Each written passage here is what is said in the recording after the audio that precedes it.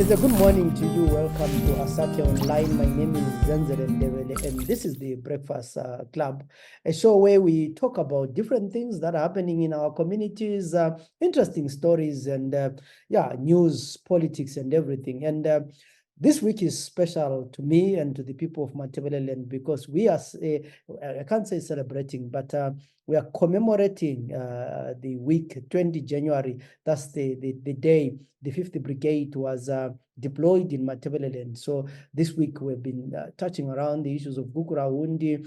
And also what is interesting about this week is that we know that the president we hear is going to be coming to Bulawayo to meet the chiefs so that they can discuss the issue of Gukurahundi and how it can be solved. We know there's the chiefs initiatives that is going on. There have been lots of reservations about the issue from civil society and the communities. But anyway, the chiefs are going to be going to the communities and talking to people. But today I have let me say, a very interesting guest, a special guest to me.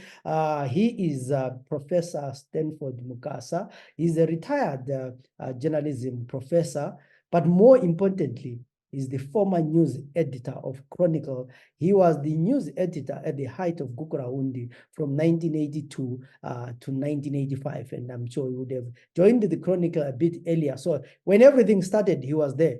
So I'm talking to, this is the typical example of hearing from the horse's mouth. To me, I thought, writing stories about the army in action, these parachute drops, something that we've been invited by the army.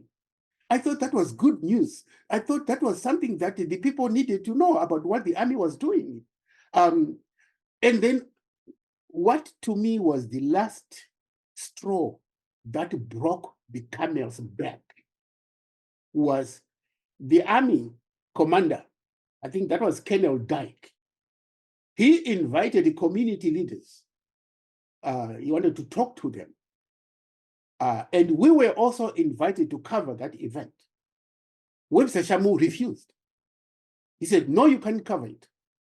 And there were some negotiations. Then he ultimately agreed. And he said, well, yeah, you can cover it, but don't take notes. Don't videotape the recording. Just sit there and listen. Don't write anything. To me, that was the last straw that broke the camel's back. I called the Chronicle and I said, please send me a driver and a car to take me. And in a matter of 3 to 4 hours, the Chronicle sent a driver and a car. I only told my fellow journalists that I'm leaving. I can't take this anymore. I got into the car. I left. Many journalists were very apprehensive about that. And they said, well, you can't do that. Then I said, well, watch me. Then I went. And then I was gone. And here I am in my apartment. And I get a telephone call. I think it must have been about 3 a.m. or so from Sitole, the editor. And he said, well, the CIO phoned me and said, you ran away because they suspect they were going to show the journalists some dissidents that they had captured. And they suspected that the dissidents might identify me as, someone who was working with them. And that's why I ran away. Well, I told the whole story, and fortunately, Stolle was very understanding as well. He, in all fairness, Stolle was a rational person. And when I was recruited, when I was sent to the Chronicle, the first time I got to the Chronicle building, I went to his office and I spent an hour with him. And one thing he told me was, he looked at my credentials. I had a Master of Science in Journalism and Communication, and he said, well, I am not a journalist by tradition, and we look forward to you. I look forward to your contributions and your advice and your expertise and professionalism in writing the stories. And it was for this reason that what we call the heavy stuff, I'm the one who covered it. I did not assign reporters to cover those things. For example, in one situation where at the height of the dissident, the so-called dissident conflict, Nkomo was allowed to address a rally in, where was it now? In Nkai. So they took him to Nkai. Originally, the reporters were not allowed to go there. They wanted Nkomo to address the people to stop supporting dissidents. That was his mission. So the CIO had gathered all the people, as many people in the area as possible, and Nkomo was ready to.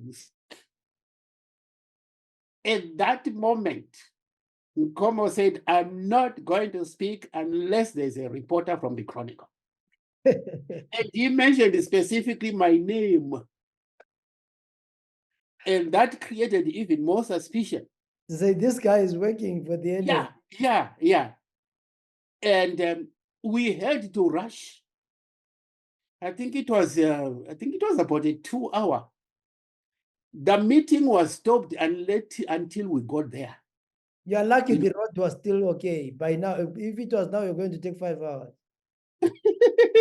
Yeah. That's right. Yeah. And all of these things were building up to suspicions about me. I think my saving grace was that Editor Stoller still had confidence in me. And I like to believe that he did support me until the time he was transferred to be editor of the Herald. And the new editor was Jeff Nyarota. With Jeff Nyarota, we got along very well because Jeff Nyarota, the day that he was deployed to the Chronicle, his first statement to us as journalists and reporters at the Chronicle was, cover whatever is newsworthy. We don't care who will be hurt. We don't care who will benefit. If a story is newsworthy, if a story happened, we are going to cover it. And I think he took a flak for it. He had been editor for the Manicaland Post. And before that, I think he was an information officer for the then President Banana. But you could get his journalistic character that he allowed us to cover in news, as long as that was newsworthy. And that was the time, the Chronicle was seen to be even more rebellious, to the extent that the then Labor Minister Kumbirai Kangai was sent to Bulawayo. Now, his visit was ostensibly described as, the Minister of Labor. He's touring industrial areas in Bulawayo to see what was happening, but there was an undercurrent of his visit. I think there was a feeling of unease among the ZANU Aparichiki in Harare that the Chronicle was becoming, seemed to be supporting dissidents, because we were publishing more stories. We did not tie those stories directly to the 5th Brigade, but we simply talked about what had happened to the victims. So covering that 5th Brigade that killed people was a no. Was a what? Was a big no. You wouldn't do that. Covering the 5th Brigade? No. We could not go to where the 5th Brigade was. We could not do that. But we were told to expect press releases from the Department of Information. There was no way you could cover the 5th. And just to give you one story, there was a time that the commander of the battalion in Wange area, he was Ndebele. He had a Ndebele name, and he had performed brilliantly. And he was in good books with the Chinenge. And one day, he wanted to go to visit his relatives in Bulawayo. He wanted to go on leave. And he did all the paperwork. He had all the papers giving him permission to go to Bulawayo on leave. When he got to Lupane, there was a 5th Brigade checkpoint there. They looked at his papers. The first question they asked him was, "Why is your name Ndebele?" And, how do you answer when somebody says, "Why is your name Ndebele?" Then, according to reports, and this is how 5th Brigade people operated. They would get you out of your car and take you to, into the bush. And they killed him there. Yeah, that was Lieutenant Edias Ndlovu. Yeah. And the Chinenge was wondering, what has happened to this person? And Chinenge was so furious that he wanted a magistrate to investigate that case. This was the first, this had been a no-no that you could you could investigate, you could try 5th Brigade. There was a law which was a carryover from the Smith regime. That law simply stated that any acts of atrocity, any act of murder committed by a law enforcement officials was null and void as long as it could be proved that he acted in good faith. That was a good faith defense, But Chinenge said, no, I want this person prosecuted. This guy, the battalion commander in Wange, had performed very well, And let me just get back to what happened when I left Cholocho, and after I talked to my editor Stolen. It was decided to go ahead and publish that editorial. So Stolle said, well, go ahead and meet with the others. So we met at the ZBC Montrose offices, and we drafted what I would say a useless editorial. It was so useless that, I wanted to dissociate myself with it, because it simply said, journalists visited Cholocho and found the army working with civilians, helping them in their development efforts. And journalists came back satisfied that the army was for the people in independent Zimbabwe. Now, because this was a report under the task force, it had to be approved by Chinenge. It had to be approved by because he was the brigade commander for that area. Chinenge got that comment. He refused to sign it. He said it was all lies. He didn't believe it. And that editorial comment died away. Unless it had been signed by the military, it could not be broadcast. And that conflict, and another thing that she recalled was, he said he was not accountable to any military or civilian authorities in Matabeleland. Nobody could arrest him. Nobody could hold him responsible, liable. And he could easily shoot one of his own soldiers. In fact, he did that. And he was not accountable for that. So he actually shot one of his soldiers? Huh? He actually shot one of his soldiers? Oh, he did. Yes, he did. If a soldier did not, follow his instructions to his satisfaction, he just pulled out his pistol and shot him dead. That's what we were told by CIO. And the CIO had no reason to lie because they were talking among themselves. They were not talking to the press. We were like just background noise, we were just sitting there, and they were talking about that. And the CIO was actually critical about the 5th Brigade operation because they felt that once the 5th Brigade was gone, the CIO and other would lose the trust and confidence they felt they enjoyed. Before 5th Brigade was deployed in Matabeleland, we did not hear many incidences of military conflicts with the civilians. They were there, of course, but they were not as concentrated, they were not as numerous as when the 5th Brigade arrived, right from the time they were deployed in Insisa. And Shiri himself told us, when he said about the chisango changu chandakapuwa kuti ndisherekete, he was, wearing this cowboy hat and his white suit. He took us to his white Peugeot 504. And he said, you come over here and I'm going to show you something.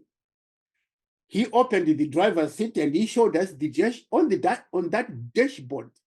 There was some sophisticated communications equipment.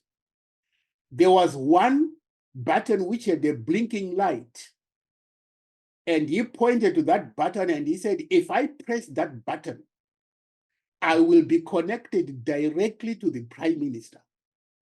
He is the only one I talked to. I don't talk to anybody else.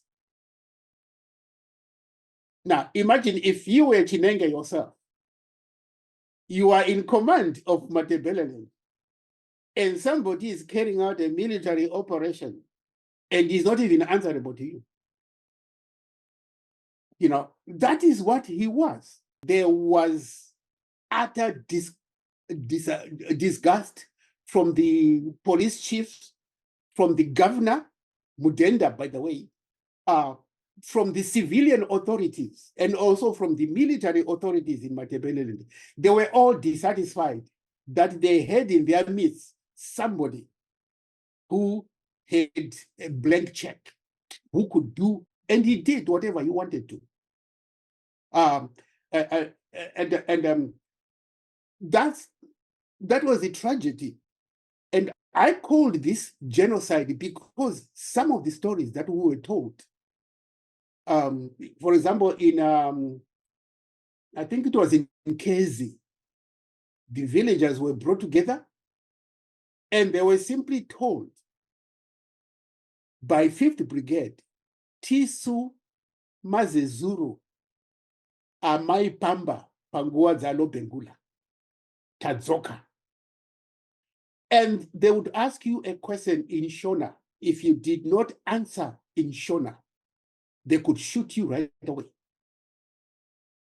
In another place, an eyewitness came to the Chronicle's office. He was brought by his ZAPO members, and he told us that at that point, the 5th Brigade selected about 20 young men, and they lined them up, and they shot them all dead. And then they ordered the villagers to bury them. I think something like happened on the banks of the Siwale River. Yeah, and that was, and I heard this from an eyewitness. It was not a rumor of like from a third-hand source. It was somebody who was there. There was another place where the men came and he said his pregnant wife was bayoneted to death because they said she was going to give birth to another dissident. So these stories were many that we received, and some of them came from, some of my reporters. They also had relatives who had gone through this kind of a situation. The bottom line to this, well, I kept all those notes, and I reached a point where I simply said, I cannot take this anymore. And that was when I left the country and I went to Canada to do my PhD. in 1985.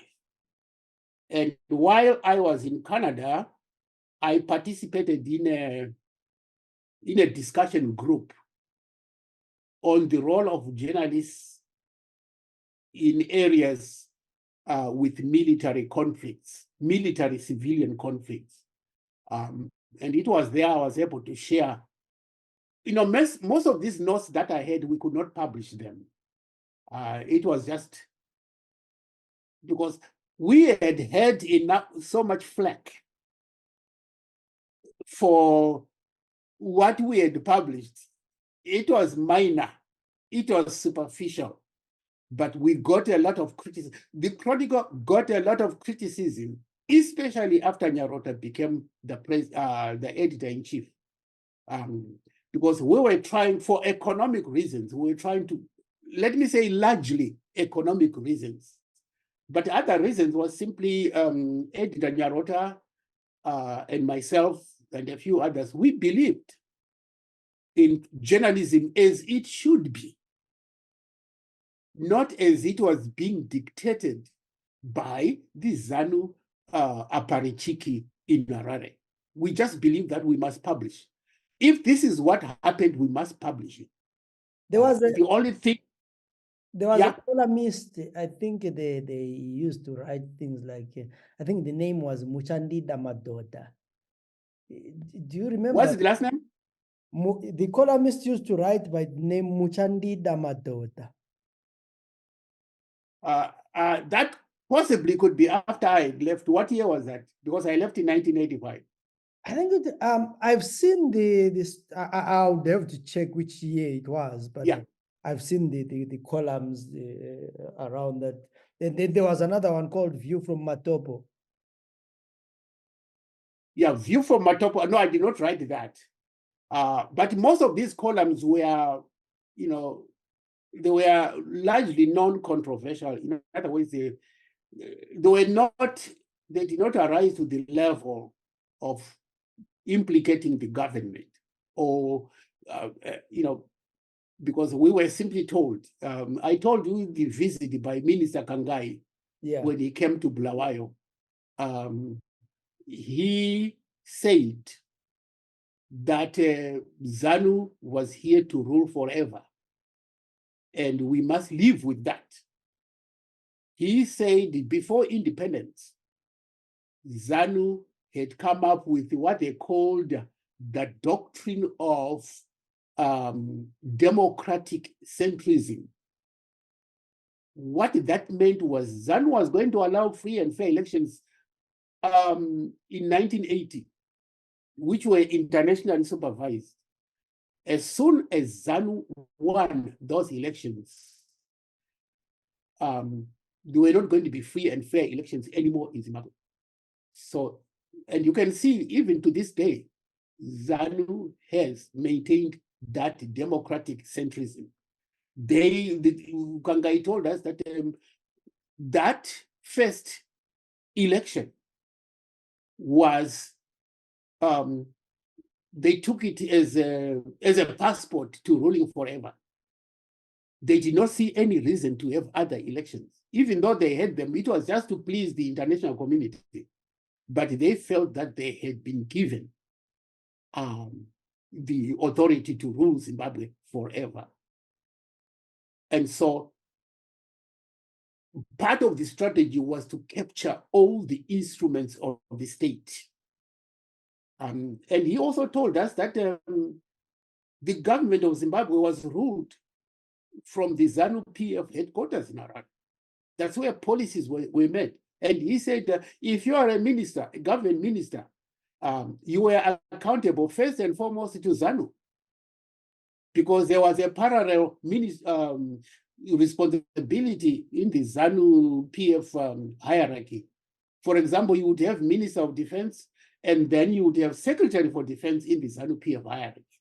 And he said the Secretary for Defense was more important than the Minister of Defense. The Secretary for Information was more important than the Minister of Information and all of that. And that is how things are even to this day. Yeah, let me ask you about something. You witnessed some of these things. The issue of dissidents, how prevalent was it? You talked about the task force, which I think one of these things, one of the duties of the task force was to deal with the dissidents issue. How notorious were the dissidents, and did the regular army, fail to deal with the dissidents to the extent of bringing the 50th Brigade? Well, there was a difference between the mission of the army. By army here, I'm excluding the 5th Brigade. The army, as it existed, was professional, or at least tried to be as professional as possible. And it was going to be difficult to politicize it. And that's why I gave the example of a commentary that Chinenge was supposed to approve, and he refused to approve it. And also Chinenge had the conflicts with Shiri because Chinenge felt that the army authorities and civilian authorities must be in charge of whatever happened in Matabeleland. Nobody should be given a free hand to do as they pleased.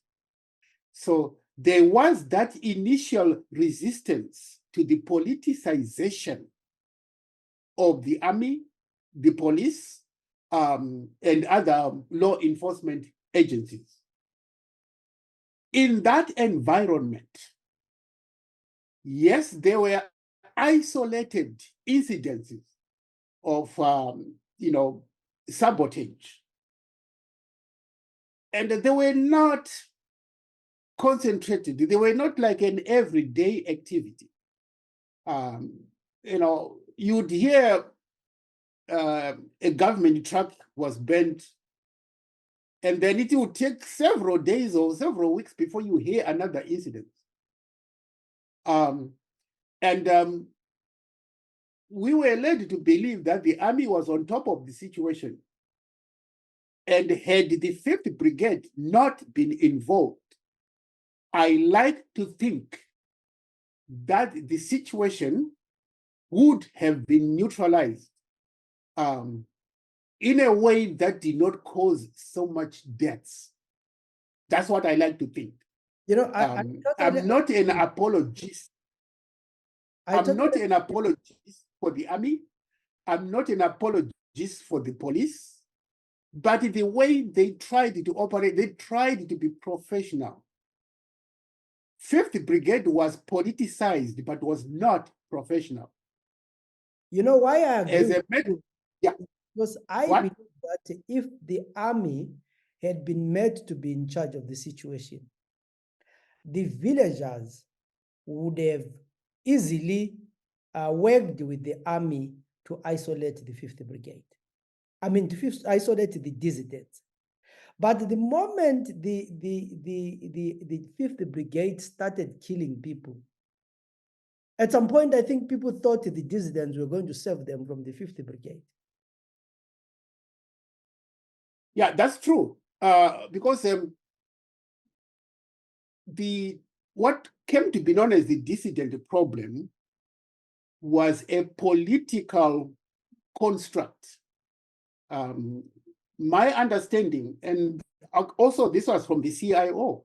I'm not an apologist for the CIO because they once detained me for 7 days. Well, I was detained because there was an increasing suspicion that I was passing military information to the dissidents. Why? Because I'm the one who wrote, I would say, more than 50% of the stories that appeared in the Chronicle about the dissident activities. Because at that point, the editor required, the news editor, because of my professionalism, because of my standing, I was the one who was supposed to cover such serious issues. when Mugabe came to Matabeleland for I think it was second time or so, I'm the one who was supposed to cover him. And perhaps that's why Joshua Nkomo said he would not address the rally unless I was present. And I wrote a story. Unfortunately, that story was not covered because it did not follow what ZANU expected Nkomo to say. They expected Nkomo to denounce dissidents. He expected Nkomo to tell the people to stop supporting dissidents. But that's not what Nkomo said. The way Nkomo approached the question of dissidents was, why don't we establish a commission of inquiry to see what is causing this dissident problem? And then the commission of inquiry can come up with recommendations about what must be done. Unfortunately, that commission of inquiry, under Chihambakwe, was established much later after so many people had died. And there was also a report by the Catholic Commission for Peace and Justice, which also came up. So there are two reports that detail what happened. Yeah. They contain recommendations. The Chihambakwe report was handed to Mugabe, and the response from Mugabe was, it didn't contain anything that I found useful. So it was put aside. And some of us are very eager to see if anybody could find it. I'm sure there must be a copy somewhere. Dumiso Dabengwa, before he died, he also said he had no access to that commission report, but he heard that the Chihambakwe Commission report absolved ZAPU of all responsibility for what were dissident activities in Matabeleland. The way Mugabe defined the dissident activities in Matabeleland was not consistent with what was actually happening. What Mugabe had in mind, and this is what the late Enos Nkala said. Yeah. The late Enos Nkala, who had a very loose, mouth, he said the dissidents, the 5th Brigade was there to neutralize ZAPU, and to bring people to support ZANU, because the people of Matabeleland had never supported ZANU. Just a case in point, in 1985, during the second general elections, after thousands of people in Matabeleland had died, Nkala stood at a rally and boasted that the people of Matabeleland now support ZANU. And he projected that in the 1985 elections, ZANU would win all the seats. Do you know what happened? The same people who had been victimized by ZANU, who had lost so many relatives, do you know who they voted for in the 1985 elections in Matabeleland? Yeah. Would you like to guess? Joshua Nkomo. Overwhelmingly. I think there was only 1 or 2 ZANU people who won. I think it was Usheo Kunzi, I'm not so sure now. But it was an overwhelming victory for ZAPU. And I think this was one of the factors that eventually led to the Unity Accord. I had left by 1987.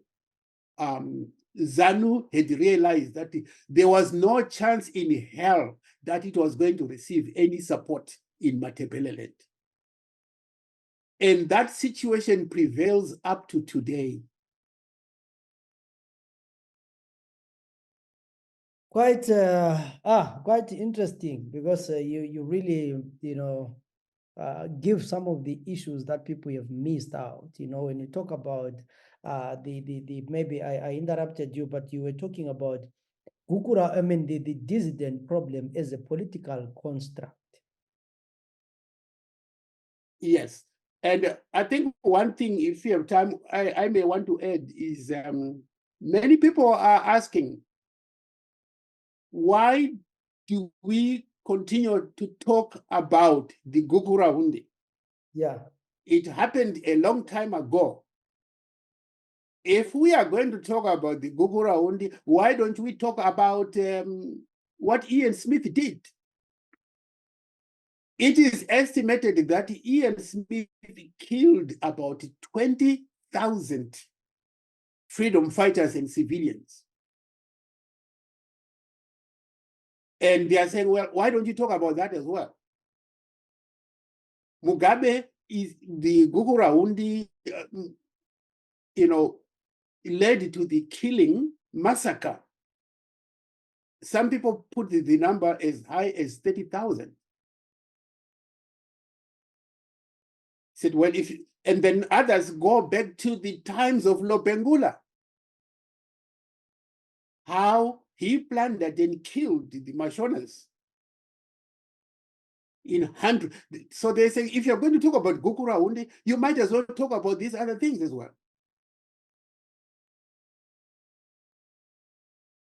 My answer is the story of Ian Smith, killing of the freedom fighters, is memorialized under the Heroes' Acre. The Heroes' Acre is a continuing story about the massacre of freedom fighters. Every single year on Heroes' Day, the memories of Ian Smith's attack are brought back into the minds of Zimbabweans. And by that token, the story of Gukurahundi must also be memorialized for future generations. You see, if you say you talk about Gukurahundi, why don't you talk about Ian Smith? And I say, well, we talk about Ian Smith. So if we talk about Ian Smith, if we talk about the Heroes' Acre, why not talk about Gukurahundi? So it's a kind of a symbiotic relationship between those two events. Yeah, lastly, before I let you go, I know it's interesting and I hope we'll interact in the near future. I mean, I'm interested in your arrest. So you were arrested. When did they finally release you? It was quite an interesting story. I was arrested just as I was about to leave for Canada. It was that same year. What happened was there was just a suspicion that I'd been identified as a supporter of dissidents. So they came and picked me up from the Chronicle offices. They took me to Stokes Camp. That is a police headquarters in Bulawayo. They put a cover over my face, and they took me to a place I later learned to be on the way to Gwanda. Before you get to Gwanda, I think it's I think it's a Umzi. I can't remember now. And I was in police cells for 7 days. Now the funny thing was, every morning the CIO guys would go out on their missions, but there would be one guy left. And then he would come and get me out of my cell. And the story that he told me in confidence, now that his colleagues had left, he said, we hear you got a scholarship to study in Canada. And they'd asked me how much I was making at the Chronicle. I was making 3 times what they were making. And some of them were having problems paying school fees for their children. And he was saying something like, there's a lot of talk. Ushewe Kunze, at that time, he was a good friend of my late brother. And he actually appealed to Mugabe and said, well, this young man is not, these are just suspicions. He has served the Chronicle well. He has covered the government very well with events. Each time Mugabe came to Matabeleland, I was the one who covered him. And he said, I wrote about him well and all of that. And as there is, and also some inquiries started coming, one from the Canadian High Commission in Harare, because they wanted to make some arrangements for my travel. That scholarship I got to go to Canada came through the Canadian-Zimbabwe Cooperation Agreement. And the scholarship was actually approved by the ministry in charge of scholarships. So they wanted to know, when can he arrange to come? So there were all these inquiries being made. And the information officer for the United States Embassy was planning to visit Matabeleland. We had arranged that I would meet with him. So he was also making those inquiries. And I think that must have created some edgy feelings, because ZANU, the CIO and ZANU-PF could not explain why they were holding me. It was very difficult to say. I was just suspected of being, and my answer was that, look, I'm a journalist. I cover everybody. I talk to anybody who I think has got news. This young man, he was a young man, and he said and the funny thing was, he was abandoned by his parents. He never went to school until a local businessman supported him. And guess who that local businessman who supported him was? Yeah. Kembo Mohadi. And Kembo Mohadi was detained by the CIO, and he was forced to torture Kembo Mohadi. It came very hard on his conscience. So I got a feeling that Pardon? This guy tortured someone who paid for his school fees. Yes, yes. And I got a feeling that he wanted to get out. And because the day I was released, he said, can I give you my, could you help me to find a scholarship and to go and study somewhere else? Then I just said, give me your name and number, and I'll contact you. I never did. But the CIO guys, some of them were just in this to make money. They were doing things that they were not, they did not feel comfortable doing. Yeah, you definitely have some amazing stories to tell. And maybe for now, let's stop it here. And with time, before I go, I promise you, this is the last question. Are you planning to write a book about your experience if you have not written one as yet? Well, I've drafted some ideas, and I feel the urge to write. Maybe I will. But it will focus on the journalism profession in times of conflict. And it will be based on the presentation that I made in Canada some years ago. I have a very strong belief that the Gukurahundi Holocaust is an ongoing story. It cannot end, and that the government bears a heavy responsibility for that. Mnangagwa was asked 3 times whether he was going to apologize. He refused. And to say they are going to find out from the chiefs what happened. There are 2 reports that are very comprehensive, which also contain recommendations. What do they want to know? If I was a villager in Matabeleland and somebody came and asked me what happened, I would simply refer them to the Gambakwe Commission report. Yeah. I would also refer them to the Catholic Justice and Peace Commission report. Everything has been documented and it exists.